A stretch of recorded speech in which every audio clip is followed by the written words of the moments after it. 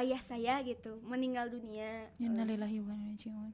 Itu pun ditambah sama gosipan para tetangga, dikatakan ngapain kuliah, kalau dalam bahasa Sunda ya sakitu jelema teu boga, kalau Indonesia mah mungkin keluarga nggak punya, ngapain kuliah. Ya Allah ya gitu. Rabbi.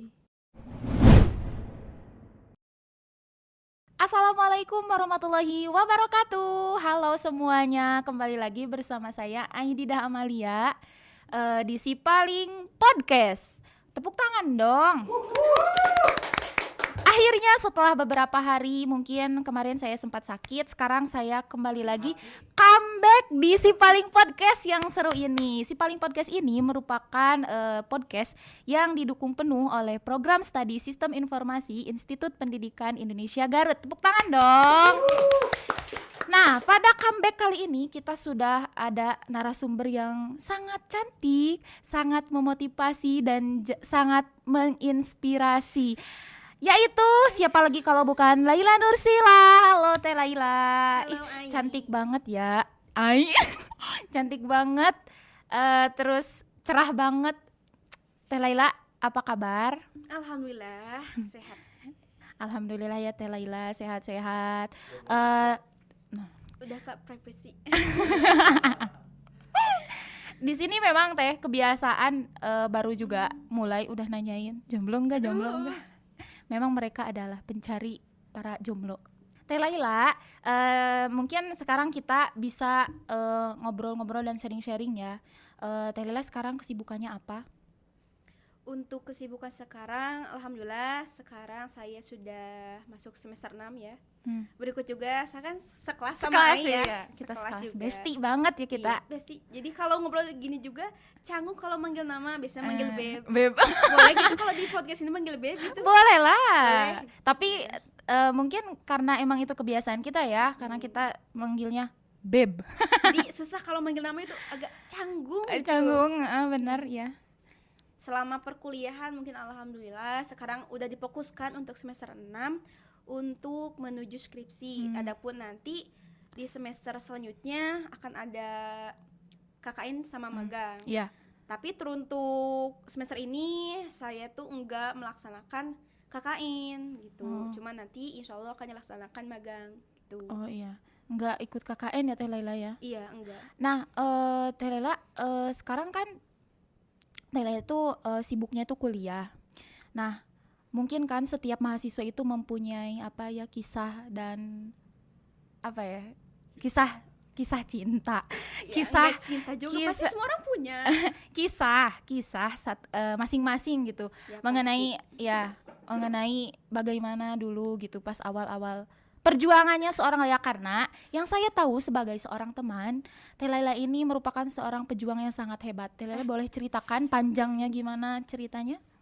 Kalau sebut hebat sih enggak juga, karena semua orang juga pasti hebat di mata orang yang memang memandang seseorang itu setara gitu. Masya Allah, tabarakallah. Gitu. Ya mungkin untuk kisah bisa dibilang saya tuh berasal dari desa ya, dari Leuwi Goong, Desa Marga Cinta. Ada yang tahu Leuwi Goong? Kalau mau berkunjung silahkan nanti telepon. Enggak. Nomornya di bawah nanti sama editor bisa loh disimpan nomornya. Nanti sangka mamah minta pulsa kan. Ya dari kisah pertama minat ke IP itu dari tawaran dari BK ya kalau di SMA itu. Saya lulusan dari SMA. Terus ditawarin katanya di IP ada jurusan SI. Kebetulan saya juga enggak terlalu minat ya sama pendidikan, dikarenakan lulusnya katanya bakal menjadi guru. Sedangkan saya tidak terlalu, tidak suka sama guru, melainkan emang basic saya enggak terlalu terfokus pada mengajar gitu. Tapi alhamdulillah katanya itu basicnya di komputer. Nah, saya lalu minat terus daftar. Bilang sama BK. Tapi samping itu juga saya tuh bilang sama orang tua. Nah, kata orang tua tuh kesimpulannya tidak menyetujui dikarenakan ya ekonomi gitu. Nah, alhamdulillah juga pas didaftarin itu saya alhamdulillah jalur bidik misi aspirasi. Jadi semua tentang perkuliahan apapun itu, biaya dan lain-lain itu di full bayar gratis. Iya, emang full. Mm. Nah, ditambah keyakinan seperti itu, mungkinnya orang tua ya silahkan diperbolehkan asalkan benar-benar serius gitu perkuliahannya. Iya. Namun di mungkin mau awal kuliah gitu ya. Iya. Nah ini nih, Teh Laila itu ada kisah pilunya, ada apa ya? Ada yang mungkin nggak banyak orang tahu ya. Dan ini adalah itu yang menjadi salut saya kepada beliau. Aduh beliau. Iya, gimana tuh Teh? Jadi maaf ya, ini Ya, kita nggak apa ya? Kita hanya memberikan sebuah motivasi juga untuk teman-teman. Mungkin Teh Laila juga bisa apa ya? Memberikan inspirasi juga. Jadi gimana tuh Teh pas cerita pilunya?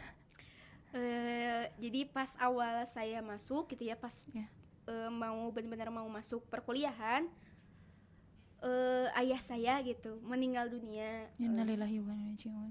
Itu pun ditambah sama gosipan para tetangga, dikatakan ngapain kuliah, kalau dalam bahasa Sunda ya sakit jelema teu boga.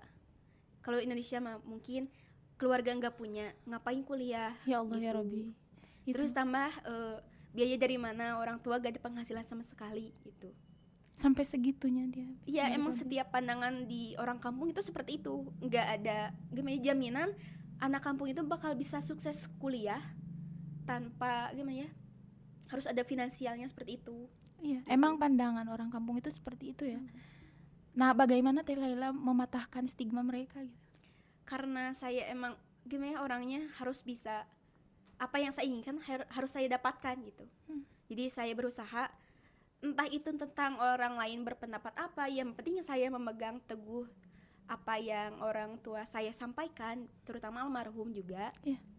Dan terutama saya alhamdulillah dapat sebuah motivasi juga. Dan setiap langkah saya tidak terlepas dari doa orang tua juga. Terutama sekarang saya itu hanya ada ibu atau bisa sering sebut emak gitu ya. Iya, Alhamdulillah masih ada dorongan dari motivasi beliau juga. ya. Nah, waktu itu pas Teh Laila mau masuk kuliah, kalau boleh tahu kan katanya pas Teh Laila beberapa bulan lagi mau masuk kuliah itu ayah kan meninggal. Nah, itu ayah sakit apa? Sakit atau gimana? Sebelumnya sih beliau itu memang gimana ya, kata dokter almarhum itu mengalami gejala stroke gitu. Pertama ya diobat di rumah karena kan belum tahu itu teh berisiko. Jangka 3 hari beliau dibawa ke rumah sakit. Sebelum rumah sakit ke puskesmas dulu. Nah pas di puskesmas itu kan gak ada biaya sama sekali. Jadi saya itu ke desa minta surat rujukan untuk ya biaya gratis gitu ya untuk pengobatannya. Pengobatan gratis gitu. Namun nggak diterima di puskesmas. Jadi almarhum itu cuman jadi di rumah gitu. Dibaring saja di puskesmas, nggak ada langsung perawatan, nggak ada sama sekali. Cuman dibiarin gitu. Ya mungkin ada kerabat juga yang langsung ke resepsionis mungkin ya, meminta bagaimana penanganannya seperti itu. Ya mungkin karena harus ada biaya, langsung mungkin dari sana dibawa pulang. Ya nunggu kakak-kakak yang lain. Nah selang dari itu 2 hari kemudian hanya obat dari puskesmas saja yang bisa menolong beliau, nggak ada perawatan sama sekali, nggak ada pertolongan dari pihak, nggak ada. Sampai mau dirujuk rumah sakit pun juga kan rumah sakit itu kan biayanya besar. Iya. Ya sadar juga nggak bisa memenuhi yang ya lainnya. Mungkin kita juga biayanya juga kan ya lumayan. Pasti orang lain juga tahu. Apalagi gejala stroke, terus sampai pas di puskesmas pulang nggak sadar diri. 2 hari kemudian koma gitu. Iya bisa dibilang koma. 2 hari kemudian almarhum meninggal.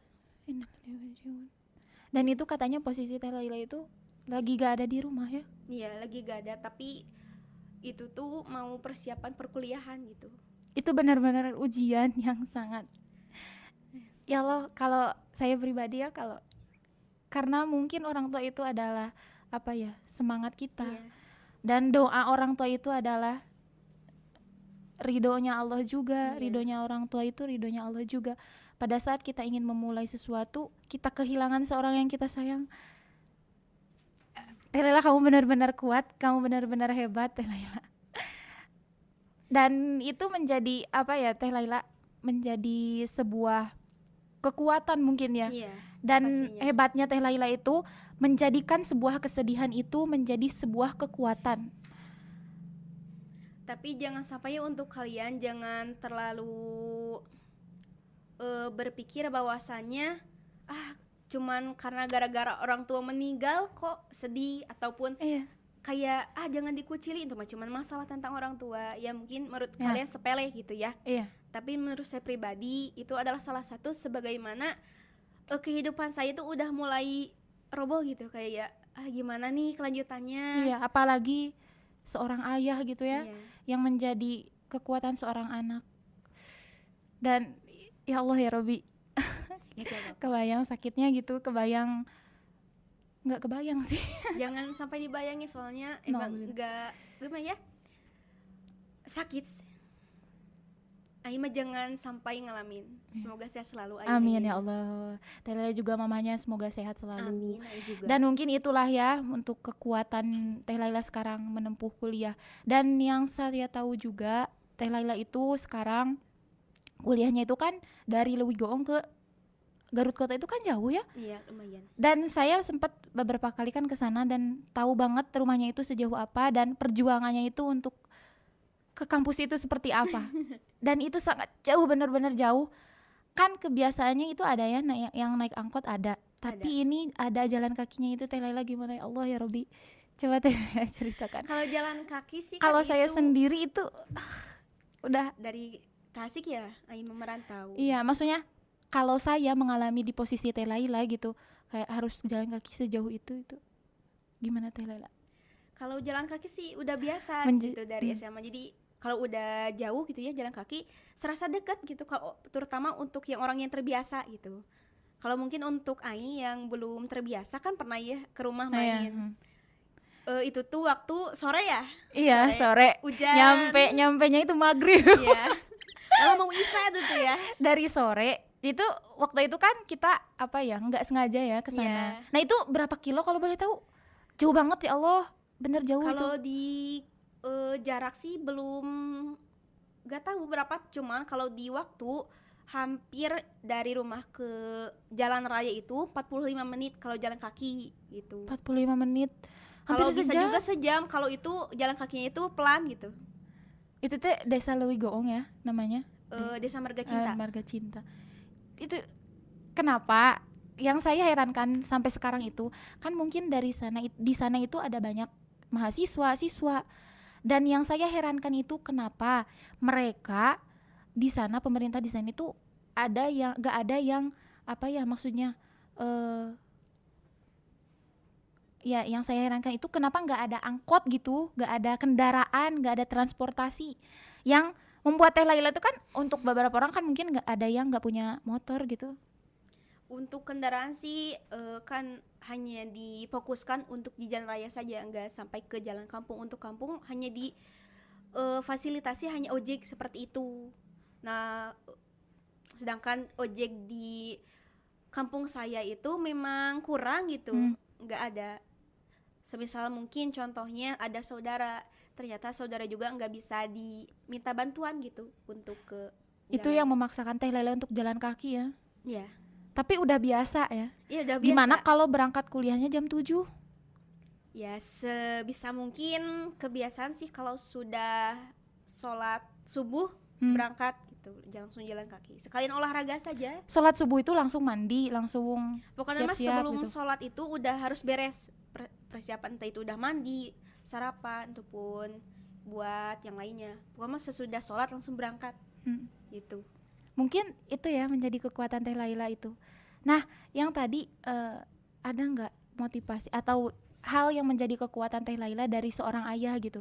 Karena kan mungkin Teh Laila bisa sekuat ini juga ada apa ya, kalau kata itunya pepatah dari ayah Teh Laila itu ada nggak sebelum meninggal gitu?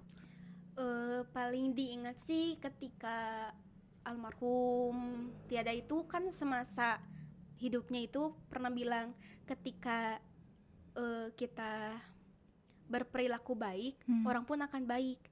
Tapi ketika orang lain berperilaku buruk, jangan sampai kita itu membalasnya dengan keburukan.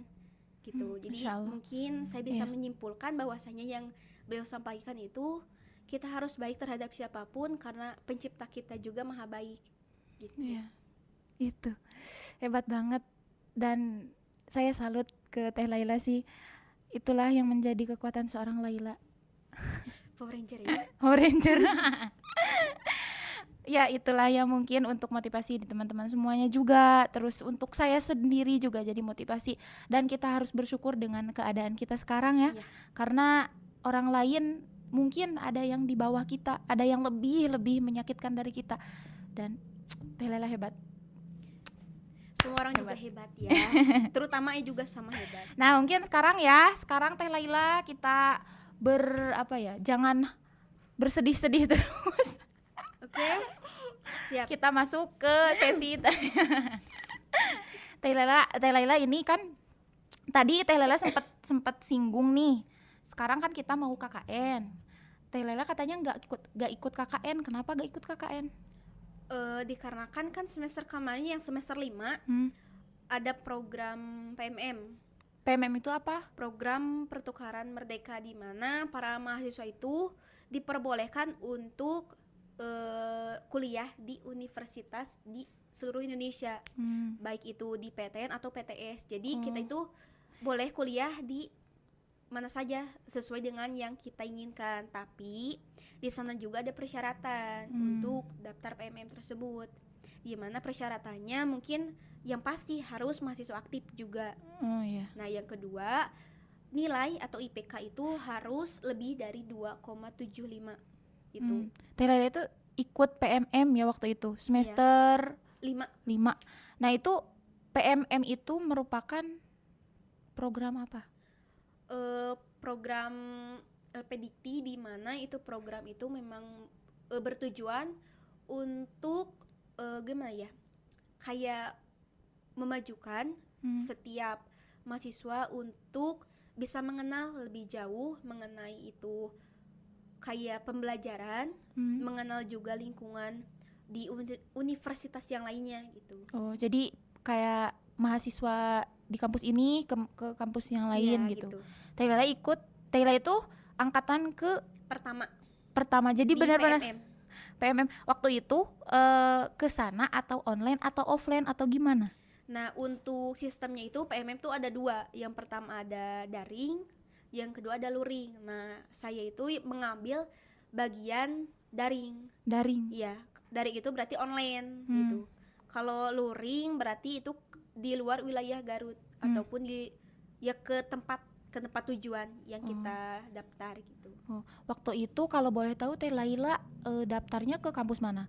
Kan kalau saya dengar sih dari teman-teman ya yang lainnya, dan saya lihat gitu dari sosial media gitu, bisa ke kampus mana saja. Nah Teh Laila ngelamarnya itu kemana? Ke kampus mana? Untuk yang saya tuju itu akan ada inbound dan outbound. Inbound dan outbound? Bukan outbound atau inbound sama outbound. Itu ya mungkin lupa lagi pokoknya mah. Yang inbound itu saya ngambil 2 universitas. Iya. Yang pertama ada Universitas Makassar. Wow, jauh banget. Nah, yang kedua ada Universitas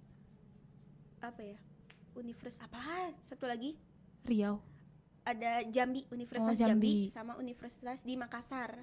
Nah, itu 2 universitas. Sedangkan yang di luar itu yang diharuskan luring gitu ya, itu di Universitas Jambi gitu. Luring itu harus ke sana ya? Iya. Waktu itu ke sana enggak? Nah, waktu itu kan sedangkan dalam keadaan Covid ya. Iya. Jadi enggak ke sana gitu. Tapi disarankan juga ke sana untuk memenuhi bukan persyaratan tapi penilaian seperti itu. Itu kalau kita bisa langsung ke sana kayaknya seru ya. Soalnya kan untuk pembelajarannya juga pasti berbeda. Nah, waktu itu Teh Laila pembelajarannya seperti apa gitu? Kan beda kampus, beda daerah, pasti beda kebiasaan juga. Nah, itu bagaimana pas pengalaman sesuai dengan pengalaman Teh Laila aja? Untuk yang pertama mungkin ketika di bagian daring ya. Bagian daring itu di Universitas Makassar sama Jambi, di mana pembelajarannya itu daring mengenai penyampaiannya seperti di Zoom gitu. Oh, jadi Zoom aja. Tapi Zoom kan ya. mungkin untuk pembelajarannya Teh Laila juga pasti mengalami merasakan perbedaannya dengan di sini gitu. Iya. Ya Gimana? pasti mengalami yang pertama mungkin kesulitan untuk berkomunikasi gitu. Oh iya, karena Pertama, bahasanya juga bahasanya beda. berbeda. Terus juga mungkin takutnya ada bahasa yang gimana ya? Menurut kita mungkin itu normal, tapi menurut mereka mungkin itu seperti kasar ataupun Iya, yang lainnya. aneh Tapi ya, seperti gitu. itu. Jadi yang pertama paling susah itu berkomunikasi Iya, gitu. Yang kedua memahami materi. materi. Selanjutnya itu yang paling sulit itu memahami setiap mahasiswa atau enggak anggota kelompok. Paling susah itu, soalnya mereka kayak berpikiran mungkin dalam arti rasis bisa sih. Rasis.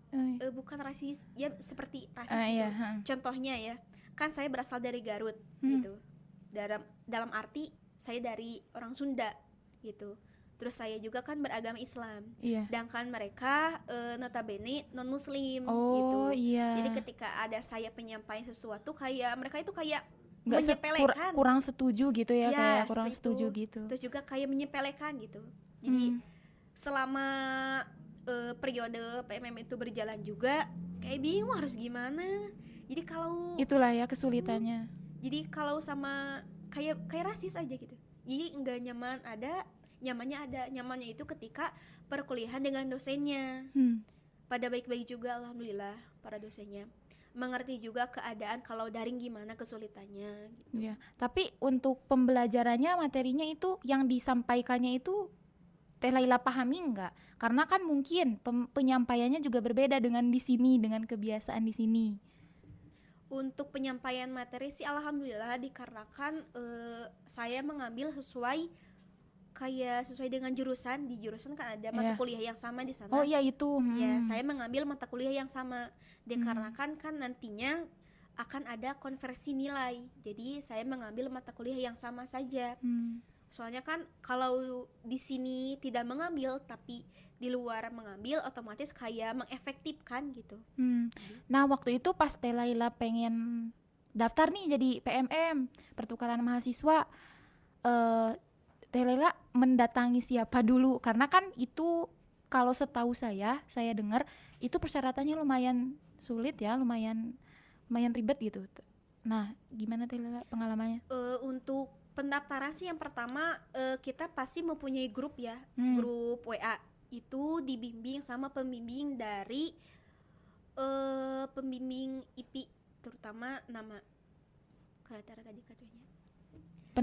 Siapa? Jadi Oh, pembimbing dari untuk proses pendaftaran itu kita tuh dibimbing. Oh. Nah, kita tuh dikumpulkan dalam satu grup WA. Ya. Nantinya kita akan diberi pengarahan mengenai bagian pendaftaran seperti itu. Nah, setelah dari pengarahan dari pembimbingnya, lalu saya konsultasi kepada prodi mengenai mata kuliah mana saja yang boleh diambil gitu. Iya. Oh, jadi seperti itu ya. Iya. Tahapnya sampai nanti kita itu ngelamar nggak ke kampus yang kita tuju?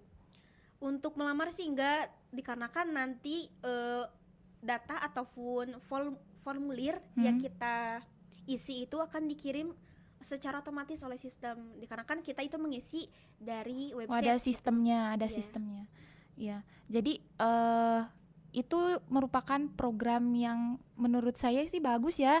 Nah, untuk sekarang yang Teh Laila rasakan efek dari Teh Laila mengikuti PMM secara pribadi aja ya, gimana? Untuk pengalamannya? Iya. Pengalaman secara pribadi untuk PMM itu yang pertama kita tuh jangan menyepelekan bukan materi tapi melainkan perkuliahan secara umumnya. Jangan menyepelekan perkuliahan, di mana apa yang kita jalani sekarang itu akan kita rasakan di kemudian hari. Contohnya kita mempelajari sebuah mata kuliah ini atau ABC gitu ya. jangan sampai kita tuh menyetarakan bahwasanya tingkatan materi itu sama, ternyata enggak. Beda. Jadi setiap materi itu punya tingkatan kesulitannya masing-masing. Nah, kita tuh harus mampu menjalankan ataupun bisa memahami masing-masingnya gitu. Terus juga pengalaman paling diingat itu ketika si dosennya di daring ya ini mah. Dosennya itu menegur salah satu mahasiswanya di hadapan semua mahasiswa yang lain gitu. Jadi dikarenakan ya mahasiswa itu nggak bisa nurut gitu perkataan dosen tersebut, seperti tidak mengerjakan tugas, otomatis ya di hadapan semua orang itu langsung ditegur. Jadi kita jangan sampai menyepelekan hal kecil apapun itu, terutama masalah mengenai ketentuan nilai gitu. Karena kan kebiasaannya juga beda ya.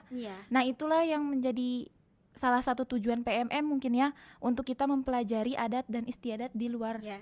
Apalagi kalau nggak salah saya tahu itu untuk kampusnya itu di luar Jawa ya kalau nggak salah. Jadi nggak boleh yang di dalam Pulau Jawa gitu kalau nggak salah. Untuk universitas itu kita bebas mau ngambil apapun dan dimanapun, asalkan kayak seperti halnya kayak kuota gitu tah. Kuota setiap universitas. Setiap universitas ada beberapa kuota untuk mahasiswa. Disarankan juga jika untuk adik-adik ya ingin mengikuti PMM, disarankan jika nanti ingin mengikuti PMM diharapkan mengambil mata kuliah yang memang kalian itu bisa jalani. Terutama yang semester 5. Kan kemarin saya ngambil di semester 5. Ngambil aja yang di semester 5, terutama yang mata kuliah itu sama. Selanjutnya juga kalian juga bisa mengambil mata kuliah ke atas, sekaligus kalian tuh mengefektifkan waktu untuk sama mata kuliah nanti kan, soalnya kalau sudah beres PMM kan kita akan tertinggal yang PMM itu sisa-sisanya. Jadi diusahakan itu sama, nanti dikonversikan materinya kan tetap sama, cuman yang menyampaikan materi yang berbeda itu. Tapi itu mungkin pengalaman telanya kan daring ya. Kalau luring, kalau offline itu secara langsung mungkin beda lagi ya, karena langsung kan berangkat ke kampusnya gitu, langsung berangkat ke daerahnya. Tapi kan tele kan waktu itu daring ya. Nah mungkin Telela boleh kasih motivasi ke adik kelas yang mungkin ingin mendaftar nantinya, karena setahu saya dan sepenglihatan saya program kampus pertukaran mahasiswa ini juga sangat bagus. Dan bukan hanya program ini ya, kalau gak salah ada berapa ya, ada kampus mengajar, terus ada pertukaran mahasiswa, banyak ya, magang juga ada. Nah ini untuk program studi yang non pendidikan juga bisa ikut magang, terus ikut pertukaran mahasiswa ya. Nah untuk adik kelas yang mungkin nanti akan ingin mengikuti seperti Teh Laila pertukaran mahasiswa, itu gimana? Bisa Teh Laila kasih arahan mungkin dari pengalaman? Untuk yang pertama ya, kalian tuh harus siap. Ya siap di sini itu maksudnya bisa membagi waktu. Yang kedua juga harus siap dalam mental itu. Yang selanjutnya yang pasti harus bisa berkomunikasi dengan baik gitu. Karena di antara itu yang paling penting gitu. Komunikasi itu untuk kita berbicara dengan dosen ataupun teman kita nanti. Karena bahasa kita juga akan dinilai oleh teman-teman yang lain ataupun dosen bersangkutan. Karena yang kita ambil nanti juga akan berpengaruh di perkuliahan yang sangat kita ambil biasa gitu. Karena ini programnya kalau gak salah per tahun ya atau gimana? Program per tahun bisa dibilang per tahun, soalnya kan saya yang pertama, angkatan pertama. Selanjutnya akan dilaksanakan PMM gelombang kedua katanya sekarang gitu. Berarti sebentar lagi ya, sebentar lagi akan dibuka pendaftaran program pertukaran mahasiswa terusus untuk adik-adik di SI ya. Karena mungkin kebanyakan nggak mau ke kampus mengajar ya. Mungkin itu ya. Teh Laila, terima kasih banyak.